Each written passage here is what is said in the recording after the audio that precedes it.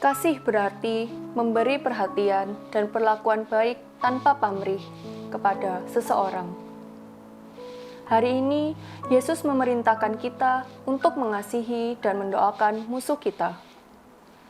Perintah yang sulit dan idealis. Namun, alasan utama ajaran ini adalah karena Allah mengasihi setiap orang tanpa terkecuali.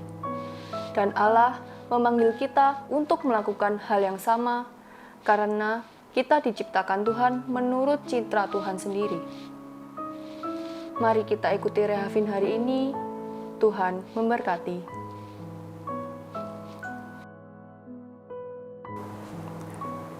Perintah baru kuberikan kepadamu. Itu Tuhan Yesus bersabda demikian. Dan perintahnya itu apa, Bapak Ibu sekalian kasih? Kasihilah sesamamu manusia seperti aku mengasihi kamu. Nah, Bapak Ibu saudara sekalian yang dikasihi Tuhan, kalau ukurannya itu Tuhan Yesus mengasihi manusia, maka itu menggunakan ukuran yang sebetulnya tidak biasa. Bukan ukuran yang bisa diukur dengan kesepadanan atau kesamaan atau sekedar ya keseimbangan.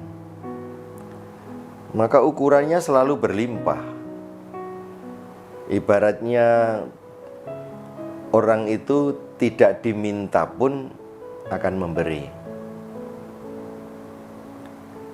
Kan kita juga bisa mengenal beberapa hal yang misalnya gampangannya lah kita mencoba. Ada orang itu yang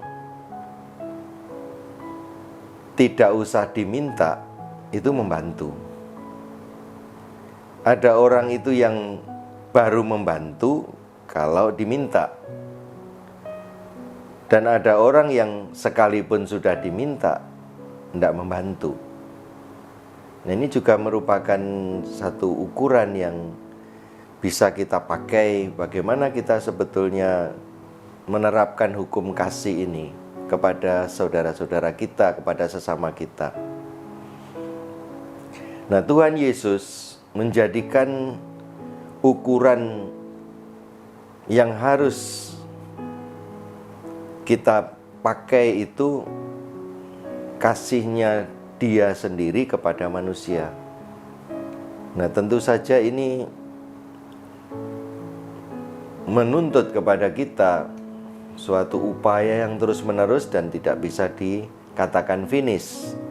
Ya, selalu berlimpah, selalu bisa dinaikkan jumlahnya, kalau mau dikatakan jumlah, selalu bisa ditingkatkan mutunya.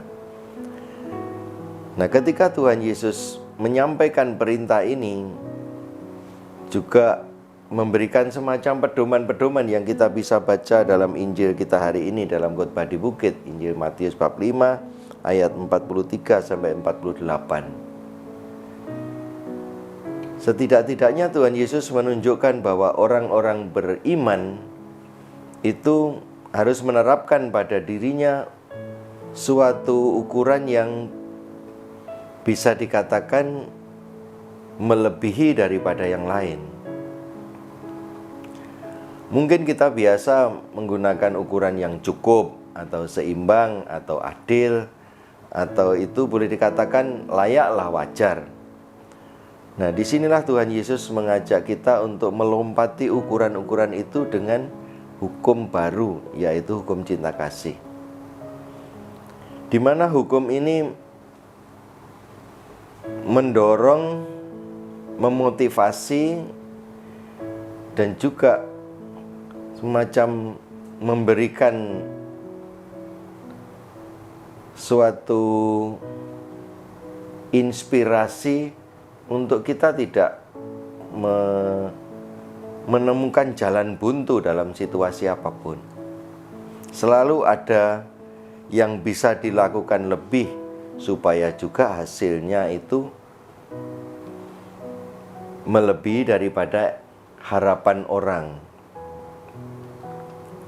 Ketika Tuhan Yesus mengatakan, apakah lebihnya daripada orang lain kalau kamu melakukan ini, melakukan itu, Itu sebetulnya Tuhan Yesus mengajak kita untuk menengok ke dalam nilai-nilai yang Tuhan Yesus sendiri terapkan.